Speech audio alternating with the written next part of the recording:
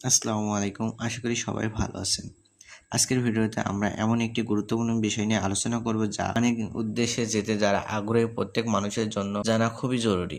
অনেকে প্রতিদিন জানতে চান ওমানে যেতে হলে কি কি কাগজপত্র লাগে, কোন কাগজগুলো বাধ্যতামূলক, কোন কাগজ আগে করতে হবে এবং বিদেশে যাওয়ার আগে কোন বিষয়গুলো অবশ্যই যাচাই করা উচিত। তাই আজকের পুরো ভিডিওটি মনোযোগ দিয়ে দেখুন।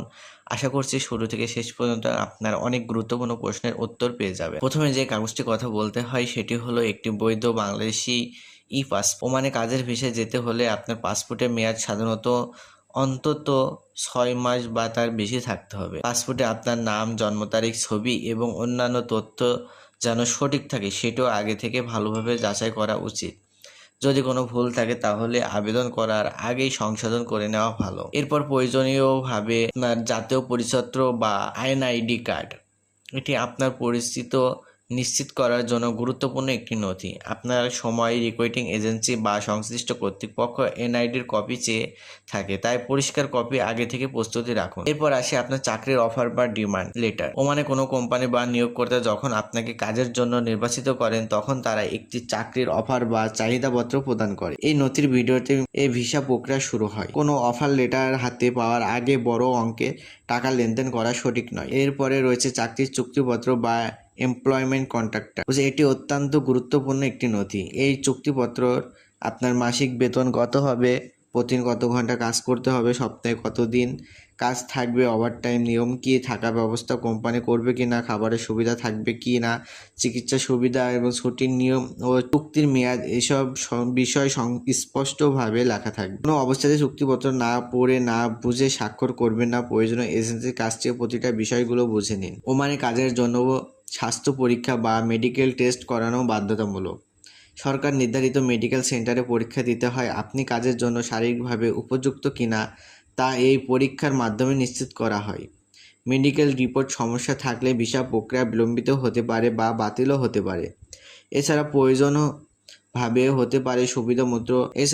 হতে পারে পুলিশ ক্লিয়ারেন্স সার্টিফিকেট।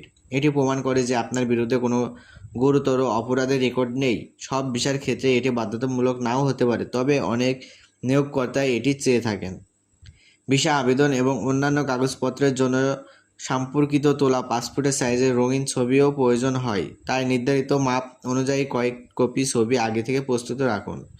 যদি আপনি কোনো কারিগরি কাজে দক্ষ হন, যেমন ইলেকট্রিশিয়ান, প্লাম্বার, ওয়েম্বার, টাইলস মিস্ত্রি, ড্রাইভার, মেশিন অপারেটর বা অন্যান্য কোনো পেশায় অভিজ্ঞতা হন, তাহলে সেই প্রশিক্ষণ বা অভিজ্ঞতার সনদ থাকলে তা সঙ্গে রাখুন। অনেক কোম্পানি দক্ষ কর্মীদের অগ্রাধিকার বেশি দেয়। ভিসা অনুমোদনের পর আপনার পাসপোর্ট, ওয়ার্ক পারমিট, ভিসা সংযুক্ত করা হবে। এরপর বিমান টিকিট এবং অন্যান্য ভ্রমণ সংক্রান্ত কাগজপত্র প্রস্তুত করতে হয়। বিদেশে যাওয়ার আগে সব নথির ফটোকপি এবং স্ক্যান কপি নিজের কাছে সংরক্ষণ করা ভালো।